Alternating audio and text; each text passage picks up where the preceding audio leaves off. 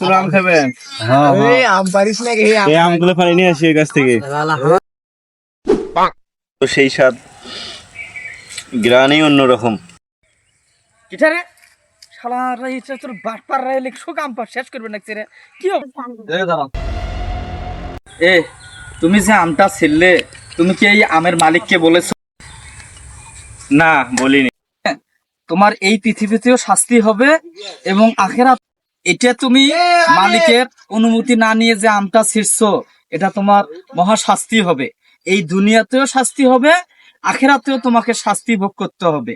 এই দুনিয়াতে তুমি যে পাপটা করেছো, এই পাপের কারণে তোমার জিহ্বা নষ্ট হয়ে যাবে, তোমার দাঁতগুলো বড় বড় হবে, তুমি আখেরাতেও তুমি জাহান্নামের মধ্যে জ্বলবে।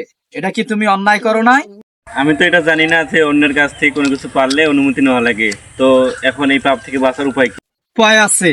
তুমি ওই মালিকের কাছে যা আমটা দিয়ে তার কাছ থেকে তুমি তা ক্ষমা প্রার্থনা করো। যদি ওটা ক্ষমা করে দেয়, এটা হলো হক্কুল্লাহ হক্কুল এবাদ, ঠিক আছে? বান্দার হক, বান্দা যদি ক্ষমা না করে দেয়, তুমি সারা জীবন এর পাপ নিয়ে বেড়া লাগবে এবং আখেরাতে তোমাকে জাহান্নামের মধ্যে পড়তে হবে।